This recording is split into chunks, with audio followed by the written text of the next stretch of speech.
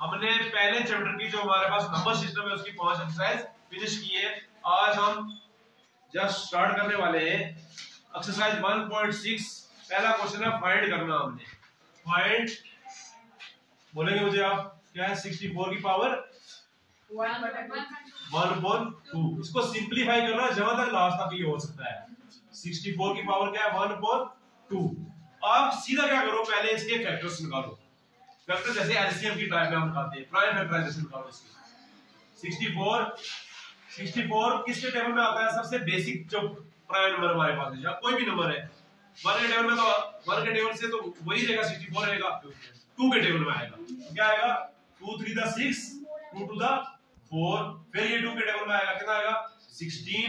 फिर 2 के टेबल में आएगा ये 8। फिर 2 के टेबल में आएगा कितना आएगा 4। और ये फिर 2 के टेबल में आएगा तो कितना आएगा 2 2 द 4 2 1 द 2। अब इसको राइट डाउन करो, कैसे लिखेंगे which is equal to जितने भी ये नंबर है इसके फैक्टर्स आ गए 64 के। क्या आएगा 2 मल्टीप्लाई 2 कितनी बार 2 आया है 6 टाइम 2 आया है। ठीक है, हम इसको ऐसे लिखेंगे तो इसकी पावर वही 1.2 रहेगी।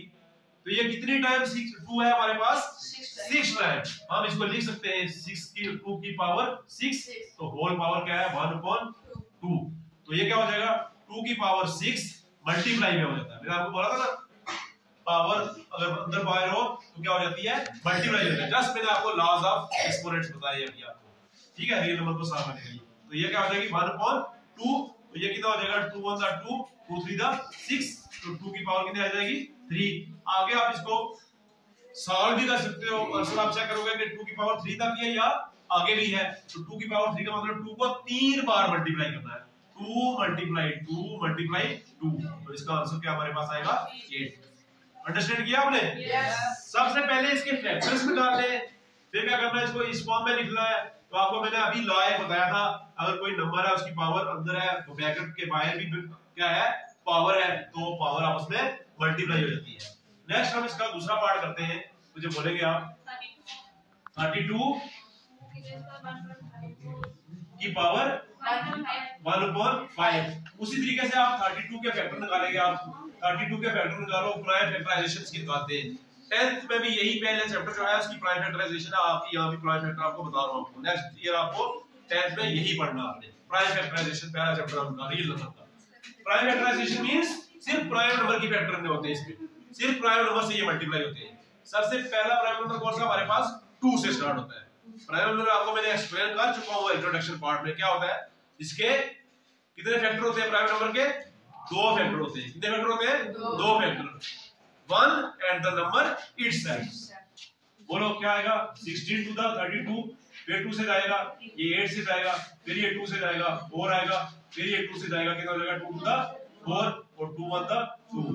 लिखेंगे आप इसको ऐसे सॉल्यूशन में क्या आएगा इसको लिखो आप कितनी बार आएगा 2 multiply 2 multiply 2 multiply 2 multiply 2 5 time आएगा। तो 1/5 which is equal to 2 कितनी बार है 5 बार। इसका मतलब इसको आप लिख सकते हैं 2 की पावर 5 और बाहर भी है 1/5 पावर है। तो क्या हो जाएगी पावर आपस में मल्टीप्लाई हो जाएगी। 2 की पावर 5 मल्टीप्लाई 1/5। 5 और 5 कट जाएगा, पीछे सिंपल क्या बचेगा हमारे पास 2 बचेगा। ये कौन सा पार्ट हो गया इसका सेकंड पार्ट। अब हमारे पास एक और पार्ट है शायद, कौन सा पार्ट है वो बोलेंगे मुझे आप। क्वेश्चन नंबर फर्स्ट का तीसरा पार्ट है हमारे पास 125 की पावर कितनी है 1/3। इसके भी उसी तरीके से फैक्टर आप निकालेंगे। निकालो जरा फैक्टर इसके 125 के फैक्टर निकालेंगे तो क्या आएगा 125 किसके टेबल में आता है तो सबसे छोटा टेबल है 5 के टेबल से। 5 को 25 से करेंगे तो कितना आता है 125। फिर 5 को 5 से करेंगे तो 5 5 का 25 और 5 5 का 5 1 का 5। करो इसको लिखो 125 की पावर 1/3 को आप फैक्टर्स की फॉर्म में जब लिखेंगे तो क्या आएगा 5 मल्टीप्लाई 5 मल्टीप्लाई 5। इसकी पावर 1/3।